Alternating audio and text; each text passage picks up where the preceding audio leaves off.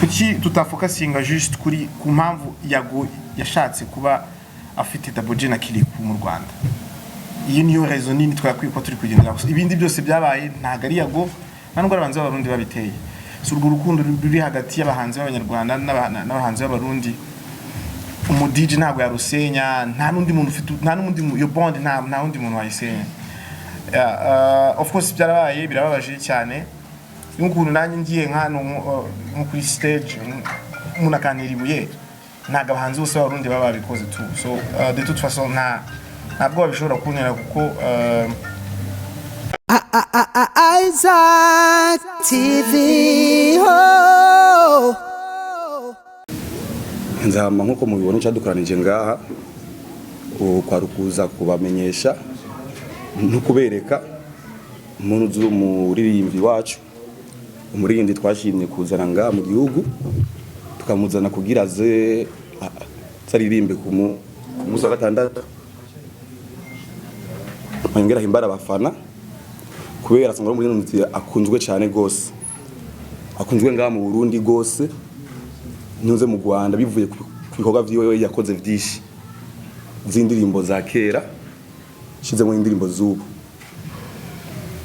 hama nkuko bimeze bisangwe biteguye ku munsi wa 30 ntabwo azoba ari wenyene azoba ari kumwe n'abandi bastar basangwa arabonga mu Burundi hama muri abo bastar harimo ubusanzwe azi cyane gose ari muri Jendi akaba ari Big Fizzo saa tuvugana akaba ari mu gihugu ca Italy tikinza akaba dushaka ku munsi w'ejo minza hamandi ya Fizzo hari abandi hariho designer hariho Rinoji hariho Shindo Love Music bose n'abantu tuzo turi kumwe ku itariki 30 hama tukaba tubonewe n'akaryo ko gutumira abafana bazuze ku bwishi hazuze abantu benshi cyane kugira baze kunezerwa natwe.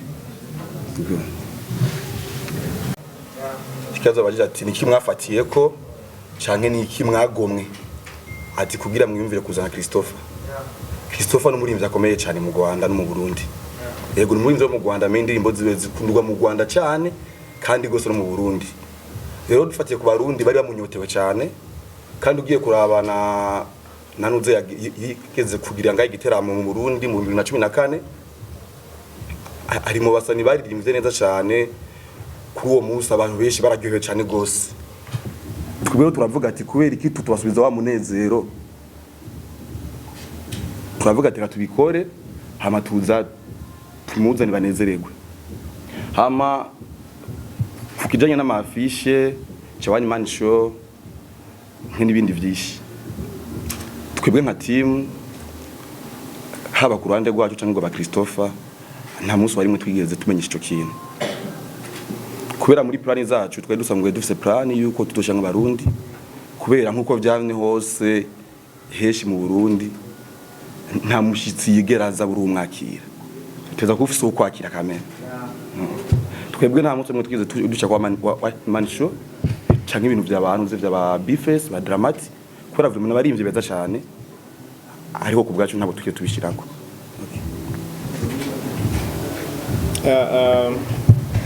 Muneza first of all nishimiye cyane kuba hashize imyaka myinshi cyane nagira hano muri kino gihugu kandi dufitanye amateka akomeye cyane kino gihugu. Actually kino gihugu cya mbere naririmbyemo kitari u Rwanda. So reception nagize hano yari experience nziza cyane nari nyiri umwana mutoya ariko iyo memoire ntago nigeze nyibagirwa tu nani ibintu nishimiye cyane ko byambayeho. Buri abarundi ari ikintu turusha tw'abanyarwanda abarundi iyo bari happy barabikwereka niyo batishimye of course barabikwereka. That's the sad part about it. Ariko ikiza nuko abarundi baranyishimiye barabinyereka tugirana amateka. So iki gihe cyose rero nahereye kera nshaka kuzagaruka hano birabaye tu mfite excitement barakoze cyane kumitamo ko nkorana namwe mwakoze cyane kuzo bamwe nabonye kuri airport kuba tukiri kumwe aya masaha twanakerereye mu tubare Yeah, so ikibazo cya mbere nabashijwe kibaza kuri experience kuri stage y'imyaka myinshi irenga 10 maze nkora music ni somo bizasiga ku artiste bari yango abarundi. Nibyo kuko mfite experience y'imyaka myinshi cyane maze imyaka myinshi mu matours atandukanye mu bihugu bitandukanye ariko kubera ya memoire na ya bond nababwiye nta twabigize special kurushaho na travelinganye team yanjye yose bande yanjye aba technicien bakora audio ama lightings like abantu benshi cyane twazanye ama bus y'abantu baje mu kazi kacu kugira ngo abarundi tutabasondeka nibwo the biggest fear mfite ubu ngubu nuko nakora ibintu ntishimiye nkabiha abarundi.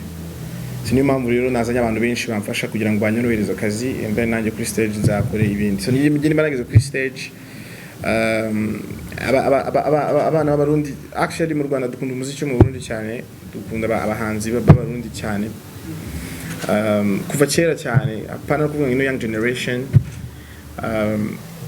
kuva kera bakidumu ba Polinaire n'abantu bose ba R&B singers ba pioneers twakuze twumva. Actually ni honor ikomeye cyane kuba kuri stage mwe na Big Fizzo. Mama wanje akundaga Big Fizzo cyane, so ntago ariho ngo bimwereke ko narimanye nawe ariko ahari ndabizi ko she's going to be proud of me. Ni buri wese afata mu buryo butandukanye ariko niba bireba ndabizi ko mu buryo bumwe cyangwa ubundi harimo akantu bazakuramo ko kwadinga ku bikorwa bari basanzwe bakora. Tunyene nta mbega nta mugambi mwa mufise nka Christophe Murinzi dukunda iyo bafitiye abantu baririmvyi bakiri bato muzogirirwa kujya kuririmba nawo kuri stage nka we design we love music inoji abari bose dufise bakomeye. Est-ce que nta gahunda ya collabo basi sikubataye kugira tusigaye tuvuga ati Christophe ya to blessing ibyo bizaterwa na vibe kugeza ubu nta numwe twe twahura muri bo ariko nitwa turi kumwe tukaganira tuzareba ibishoboka na n'ibintu bishoboka. By the way arimo amwe ma collabs bifitanye n'abahanzi b'abarundi atari yasohoka indirimbo zabo ndetse n'izibiri kuri album yanjye itarasohoka. Iso kindi kibazo cyavugaga kuri case yabaye mu Rwanda y'abartiste nakurikiye imwe muri spaces ziri kubera kuri Twitter ariko ari ukuntu media ifite ikibazo cy'ukuntu of course mama abonye topics zo kuvuga ariko ari n'ukuntu mu dramatizing ibintu cyane bigahindura isura. Kuki tutafocusinga just kuri ku mpamvu yashatse kuba afite Dabojé na Kirikou mu Rwanda. Iyi niyo raison nini twakwiye ko turi kugendera ibindi byose byabaye ntago ari yago ntabwo arabanze abarundi babiteye. So urwo rukundo ruri hagati y'abahanzi b'abanyarwanda n'abahanzi b'abarundi umudiji ntabwo yarusenya nta nundi muntu ufite nta nundi yo bond nta nundi muntu wayisenya. Of course byarabaye birababaje cyane n'ukuntu nanjye ngiye nkano nko kuri stage umuntu akaniribuye ntago abahanzi bose b'abarundi baba babikoze tu. So de toute façon ntabwo bishobora kuntera kuko igihe cyose nasohoraga indirimbo nambaza nyinshi zituruka i Burundi akantu ngako gato kabayeho ntabwo ntekereza ko it means a lot ariko ntabwo ntekereza ko bishobora kugira icyo byangiza kuri performance yanjye. Ahubwo nkaboneraho no kubasaba mwebwe mufite ibimenyesha makuru ko ibyo mu by'abaturage barabyemera so biba byiza rero iyo mwirinze kuba toxicity kubabwira ibintu bibi kugira ngo believing. Dufite industries zacu ziracyari ntoya, industry mu Burundi iracyari ntoya cyane, yo mu Rwanda turacyari batoya cyane, so akantu gato gashobora kudusenya tu. So rero kugira ngo itafari buri wese ashyiraho mu kubaka ntikabe negative ntikabe negative ntabwo zero sura yashatse kuzijyamo cyane ariko icyo nabonye nuko hari impamvu nyinshi ntamenye kuko ntabwo navugishije Philipita ubwe cyangwa abantu b'artiste babaze ukuntu byagenze ariko icyo nabonye nuko ntabwo byari ngombwa ko biba dramatized muri media cyane kugira ngo bidafata industry mu Rwanda no mu Burundi bimaze ko industry ngira ngo sinzi niba mubizi. So rero ibya bintu mu dramatizing mushobora kwicamo kabiri, twese twahomba numbers hano mugahomba numbers zacu mu Rwanda. Thank you. nari ndi busy cyane yoya jama aba UK ni inshuti yanjye ikomeye yaramamagaye yarambwira hano hari kino kibazo bimeze gutya don't worry mu Burundi baragukunda ndi kubwira industry nimwe nabibwiwe bwa mbere na yoya so ntabwo babishobora kuntera ntabwo bishoboka nyifite ubushobozi bwo kuririmbira abantu bose baje kundeba baba miliyoni 2 cyangwa 2 so I trained my mind kuririmbira abantu baje kundeba tu urukundo abantu baje kundeba niba bamataring so I'm not afraid of singing kurimbira abantu bakeya you are so abazaza bose nzabarimbira kandi bazishima kwera nabo nyine twashaka baronke experience kuko buriye ugiye kuri stage imwe na Christopher ni haburi ikintu ubungura kandi ni n'abasore bakunzwe hano cyane mpamvu ni music hano ni actually navuga ko music hano yakoze music yo mu Rwanda haza kuzaho generation yacu natwe icyo twari young twakoraga ibintu twumvise abahanzi b'i Burundi bakoraga ama progressions bakoragamo technically ibintu bya hano byubatse industry ya hariya mu Rwanda so ukuntu rero industry hano tuyifata ni industry ikomeye cyane tugeze ahantu just tuvuga ngo u Rwanda n'u Burundi harabura exposure to Afrique nimenya potential iri muri bino bihugu bizaba birangiye n'abartiste bose yumvishe music yo muri yacu babagira ubwoba so rero it feels like this is the right time noneho ko abahanzi ba hano nabo mu Rwanda dushirika ubwoba tugakora big moves tugakora big moves tugakora investments nini kuko ibindi byo twarabibashije so far. Thank you.